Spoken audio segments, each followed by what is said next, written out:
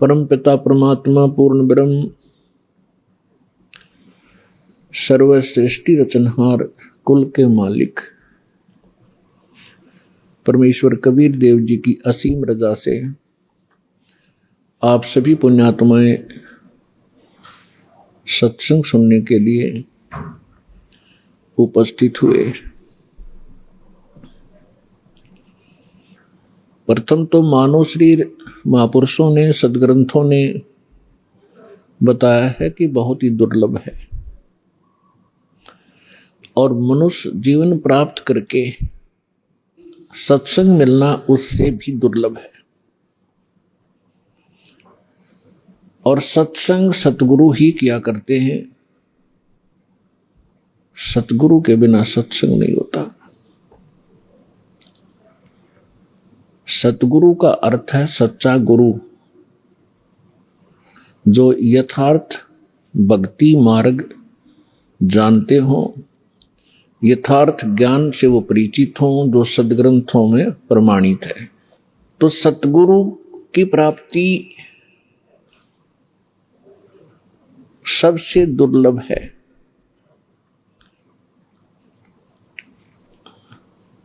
पुण्यात्माओं, सतगुरु कौन होता है?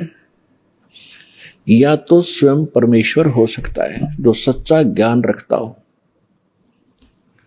या फिर परमात्मा का कृपा पात्र उसका दास हो सकता है जो केवल उसी के ही ज्ञान से सत्संग करता है।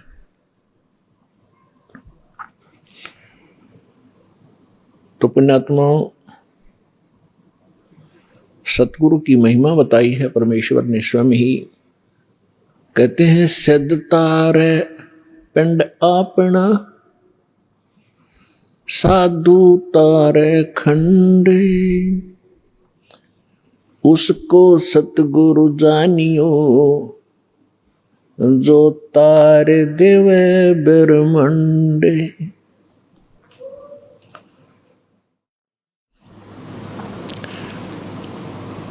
के सिद्ध साधक अपना ही कल्याण कर सकता है। परमात्मा से परिचित जो संत हुए हैं वो कुछ एक डिवीजन को, खंड को, जैसे एक ब्लॉक होता है उसको ही लाभ दे सकते हैं, और सतगुरु उसको जानना जो तार देव ब्रह्मांड पूरे विश्व का कल्याण करते। सभी सदग्रंथ प्रमाणित करते हैं। परमात्मा से परिचित वो महापुरुष यही गवाही देते हैं कि परमात्मा सतलोक से जहां रहते हैं उनका मूल स्थान है, जिसको शाश्वत स्थान कहा है गीता अध्याय नंबर 18 के श्लोक नंबर 62 कि अर्जुन तू सर्व भाव से उस परमेश्वर की शरण में जा, उसकी कृपा से तू परम शांति को और शाश्वत स्थान को प्राप्त होगा। शाश्वत माने जिसका कभी विनाश ना हो, अमर लोक। तो वो परमात्मा उस अमर लोक में रहते हैं, मनुष्य सदृश्य हैं। अभी तक ये अनाड़ी अज्ञानी, ये नकली गुरु सतगुरु कहलाते रहे। इनको ज्ञान कुछ था ही नहीं। ये सतलोक के अंदर प्रकाश ही प्रकाश बताते हैं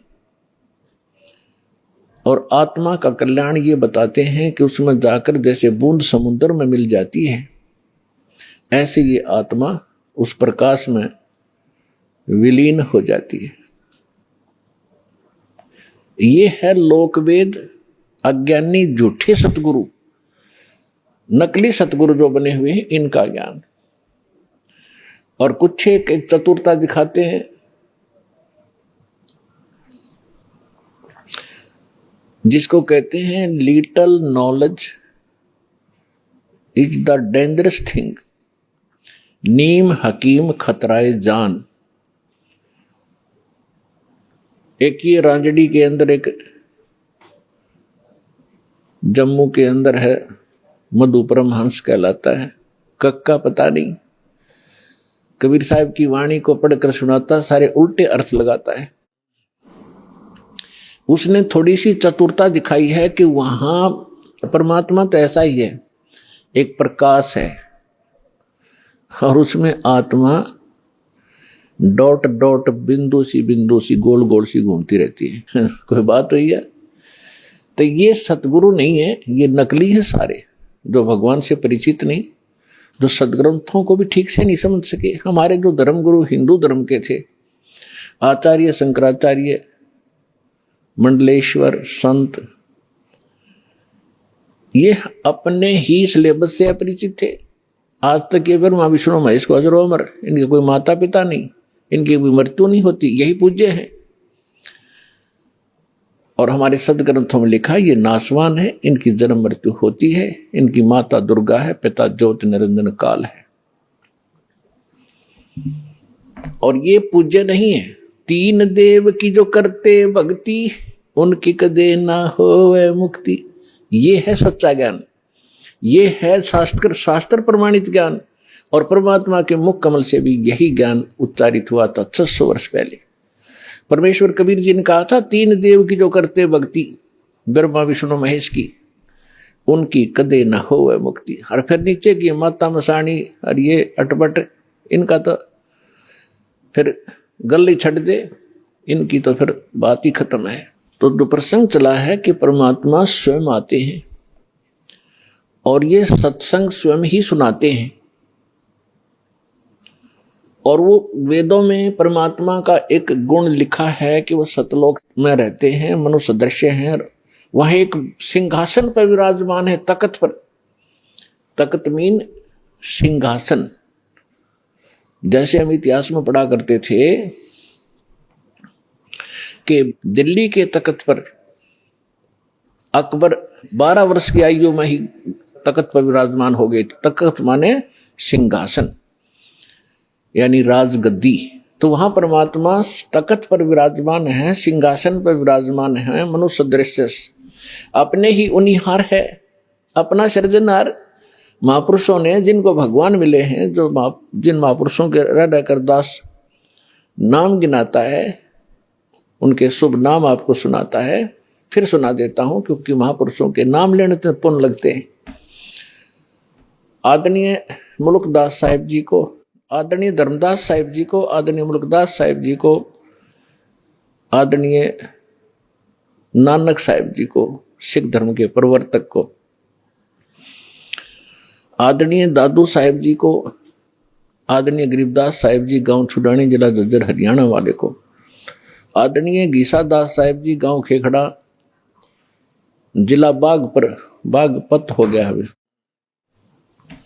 उत्तर प्रदेश वाले को, आदरणीय स्वामी रामानंद जी काशी के पंडित ब्राह्मण थे, विद्वान कहलाते थे। परमात्मा उनको मिले, सचखंड दिखाया, फिर वापस छोड़ा। इन सभी महापुरुषों को परमात्मा ऐसे ही मिले हैं जैसे उनके गुण हैं,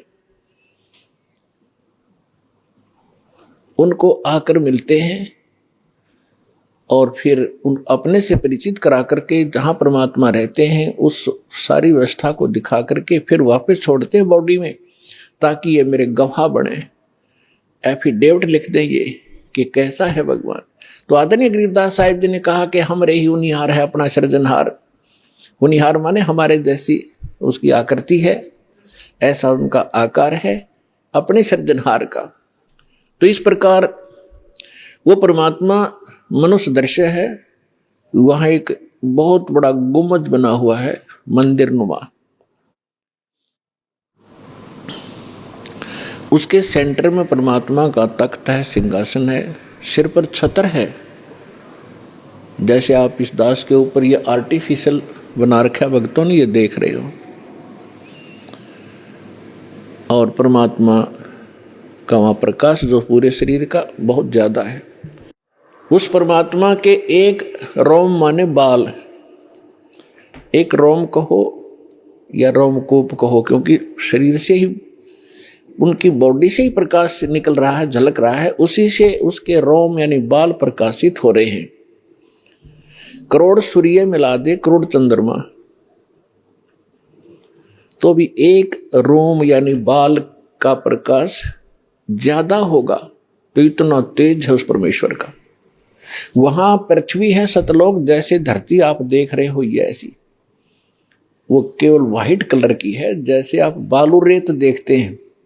तो वहां पृथ्वी का कैसा रंग है, और उस पर वर्षा हो जाती है, वो सेट हो जाता है तो भी कलर वैसा ही रहता है। तो ऐसा उस सतलोक का भी प्रकाश है, वो भी सौ प्रकाशित है, जैसे हीरा प्रकाशित होता है। हीरे में अपने आप चमक होती है, मोती में चमक होता है, इस प्रकार वो पृथ्वी है। वहां सदाबहार वृक्ष हैं, सदाबहार ये सभी काजू किशमिश मेवे सेब संतरे सभी फल फ्रूट वहां सदाबहार रहते हैं, वहां कभी अकाल नहीं होता। ये तो है वहां की सतलोक की डेफिनेशन। और परमात्मा कैसे हैं ये आपको दास बता ही रहा है कि मनुष्य सदृश है, और वहां सृष्टि है ऐसी ही। ये तो डुप्लीकेट है जो यहां बनाए गए हैं, ये मिट्टी के शरीर, ये तो उसकी तुलना में एक खिलौने और मिट्टी से बने हुए हैं। और वहां का जो शरीर आपका स्वर्ण का हो, जो कभी विनाश में नहीं आता। इस प्रकार वहां सृष्टि है। वहां आपके पूर्व के सभी महल ज्यों के त्यों हैं। प्रत्येक व्यक्ति की एक विशेष टेंडेंसी है, एक वृत्ति है, जरा सा कोई अच्छी पोस्ट बन जाती है, उसको प्राप्त हो जाती है, या कोई धन चोखा मिल जाता है, बढ़िया कोठी बनाऊं, बहुत लंबी चौड़ी ऊपर नीचे, और आगे पार्क हो, पार्क में फिर आगे बगीचा हो, एक साइड में तालाब हो, झूले डाल रखे हो, और फुहारे बनाता है आर्टिफिशियल के, कभी कभी फुहार भी डाल लूं, तो ये बनावटी है। अच्छा, यहां तो एक और समस्या है, ये सारा कुछ किसी ने बना भी लिया तो 36 टेंशन साथ लिए रहता, वो उस घूम रहा है बगीचे में, और टेंशन है कहीं और, ये बिगड़ गया काम, वो बिगड़ गया काम, ऐसे ना हुआ वैसे हो जाएगा। तो उसने वहां एक डुप्लीकेट बना भी लिया तो भी उसका सुख प्राप्त नहीं है उसको, व्यक्ति को। और सतलोक के अंदर ऐसे ही बहुत लंबे चौड़े, प्रत्येक प्राणी के अलग अलग महल हैं। वहां आपका परिवार होगा। आपको कितने अच्छे लगते हैं अपने माता पिता, भाई बहन, अंकल चाचे ताऊ और बच्चे, रिलेटिव। और यहाँ ठीक है, अच्छे तो लगेंगे क्योंकि अच्छे हैं, और कल मृत्यु हो जा, टक्कर मारते रहो, कभी भी जीवन में आप उनको नहीं देख सकते फिर। तो ये अच्छा लगते हुए भी व्यर्थ है। और वहां जाओगे आपके सारे सुख होंगे, वहां कभी मृत्यु नहीं होगी। कोई व्यक्ति नहीं चाहता मैं वृद्ध हूं, वृद्ध अवस्था प्राप्त हो, बूढ़ा हूं, और बूढ़े हो गए। कोई नहीं चाहता मैं मरूं, और मृत्यु डेफिनेट। तो ऐसी धारणा क्यों आपकी? क्योंकि आप पहले ऐसे लोक में रहते थे जहां ना वृद्ध अवस्था है और मृत्यु नहीं है। वहां ये 5 तत्वों का बना हुआ पुतला नहीं है। इसमें कभी बीपी हाई है, कभी लो है, कभी राग खींच रहा है, कभी द्वेष। राग द्वेष वहां होता है जहां समानता नहीं होती,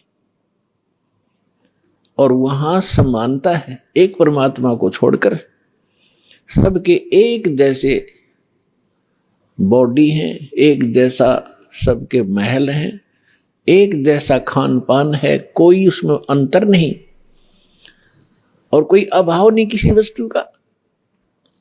तो राग द्वेष और इस तरह के जो रोग होते हैं, ये किसी त्रुटि के कारण होते हैं। तो आप जी उस स्थान को छोड़कर गलती से यहां आ चुके हो, और यहां आपका कोई ठिकाना नहीं।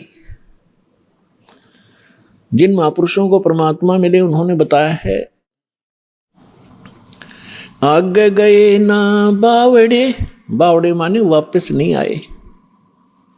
पहले जो चले गए उन्होंने आकर बताया नहीं हमारे साथ क्या बीती, और रहते भी सब जाही, बिन साहेब की बंदगी कहीं ठोर ठिकाना नहीं।